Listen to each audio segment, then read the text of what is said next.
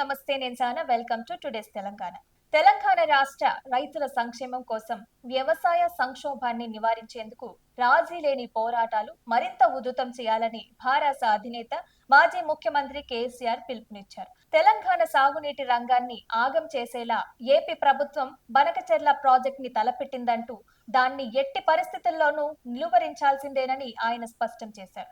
ఇందుకోసం భారత శ్రేణులని క్షేత్రస్థాయి పోరాటాలకి సిద్ధం చేయాలని ఆయన పేర్కొన్నారు. పార్టీ తరపున క్షేత్రస్థాయిలో చేపట్టాల్సిన కార్యాచరణపై ఎర్రవల్లి నివాసంలో మంగళవారం భారత అధినేత కేసీఆర్ సుదీర్ఘ సమావేశం నిర్వహించారు. ఇందులో పార్టీ కార్యనిర్వాహక అధ్యక్షుడు కేటీఆర్, మాజీ మంత్రులు హరీష్ రావు, జగదీష్ రెడ్డి తదితరులు పాల్గొన్నారు. ఈ సందర్భంగా కేసీఆర్ పలు సూచనలు చేయడం జరిగింది. తెలంగాణ రైతుల ప్రయోజనాలని పనంగా పెట్టి ఆంధ్ర ప్రయోజనాలని కాపాడేలా రాష్ట్ర ప్రభుత్వం వ్యవహరించడం దుర్మార్గం.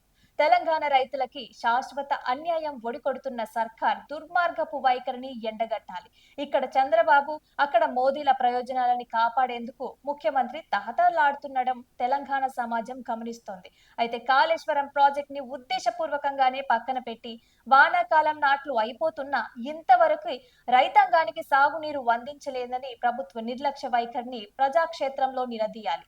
ప్రభుత్వం వెంటనే కన్నెపల్లి పంప్ హౌస్ దగ్గర గోదావరి జలాలని ఎత్తిపోయాలి. పంపులని ఆన్ చేయాలి. చెరువులు, కుంటలు, రిజర్వాయర్లని నింపాలి. రాష్ట్రంలో యూరియా కొరత తీవ్రంగా ఉంది. రైతులు వరి నాట్లు వేసుకుంటున్న సందర్భంలో వ్యవసాయ రంగాన్ని ప్రభుత్వం నిర్లక్ష్యం చేయటం క్షమించరాని నేరం. దీనిపై పోరాటాలు చేయాలి.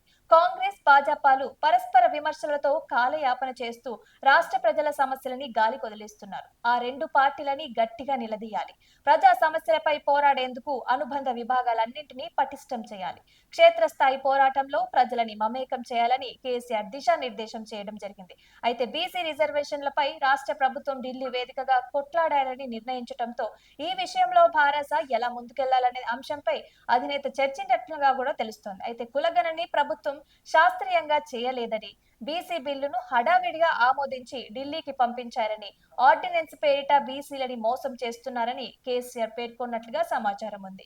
బీసీలకి 42% రిజర్వేషన్లు అమలు చేసిన తర్వాతే స్థానిక సంస్థల ఎన్నికలు వెళ్లాలనేదే తమ పార్టీ డిమాండ్ అని, ఆ అంశంపై గ్రామాల్లో విస్తృతంగా సమావేశాలు నిర్వహించాలని ఆయన సూచించినట్లుగా తెలిసింది. అయితే స్థానిక సంస్థల ఎన్నికల్లో పార్టీ విజయానికి అనుసరించాల్సిన వ్యూహాలపై దిశానిర్దేశం చేసినట్లుగా సమాచారం.